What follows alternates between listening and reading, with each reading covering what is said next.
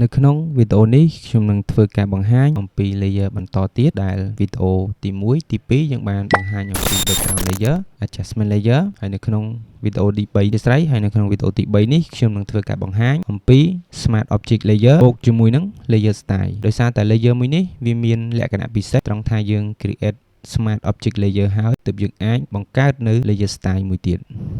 ចឹងខ្ញុំសូមបង្ហាញទៅទាំងពីរតែម្ដងចឹងដើម្បីយើងបាន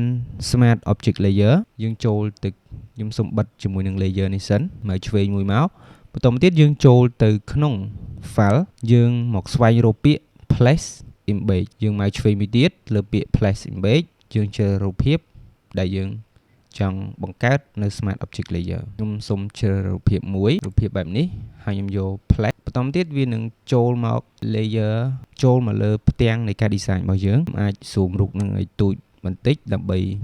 ងាយស្រួលមើលខ្ញុំ zoom ប៉ុណ្នេះដាក់មកខាងលើបែបនេះបន្តមកទៀតខ្ញុំសូមចូលមក layer ដើម្បីបង្ហាញបងប្អូនទាំងគ្នាអំពី layer smart object layer អញ្ចឹងនេះហើយគឺជា smart object layer ដែលយើងបានបញ្ចូលទៅក្នុងការ design របស់យើងអញ្ចឹងដើម្បី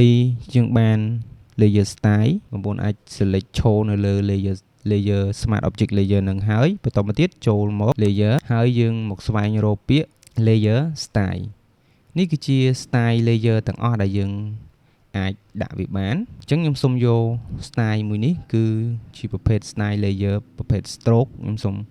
ប្រើ stroke អូខេបន្តមកទៀតវានឹង load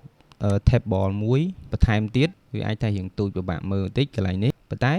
ខ្ញុំចង់បង្ហាញត្រង់កន្លែងនេះគឺវាចូលទៅលើ stroke នេះហើយវាដាក់ layer style អញ្ចឹងយើងអាចបន្ថែមបន្ថយ size តាមហ្នឹងថយខ្ញុំដាក់ size តាមហ្នឹងមកពេលដែលខ្ញុំតម្លើង size មកវានឹងចេញ stroke ហើយកន្លែងនេះ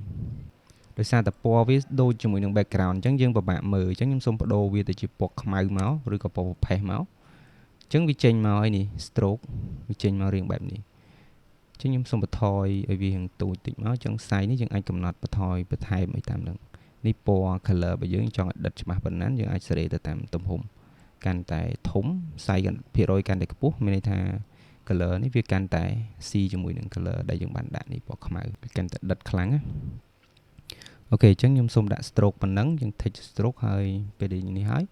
គឺយើង click OK មកវារួចរាល់ហើយអញ្ចឹងយើងបានជាមួយនឹង smart object layer ហើយយើងទទួលបាន layer style មួយទៀត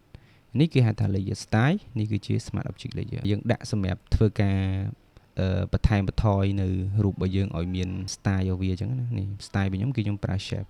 អញ្ចឹងអាចប្រើផ្សេងទៀតដែលខ្ញុំសូមបង្ហាញម្ដងទៀតដែលយើងចូលទៅក្នុង layer ហើយយើងស្វែងរកពាក្យ layer style បែបនេះអញ្ចឹងមាន inner shadow មាន inner glow មានផ្សេងជាច្រើនទៀតដែលយើងអាចជ្រើសរើសទៅតាមការ design អញ្ចឹងវីដេអូនេះមានតែប៉ុណ្្នឹងទេដែលទី1ខ្ញុំបង្ហាញអំពី smart object layer ហើយនៅក្នុង smart object layer យើងអាចបន្ថែមជាមួយនឹង layer style មួយទៀតកុំភ្លេចបើសិនជាគិតថាវីដេអូនេះល្អ share ហើយនិង follow វីដេអូនេះម្នាក់មួយផងអរគុណជួបគ្នាជាមួយខ្ញុំនៅវីដេអូក្រោយ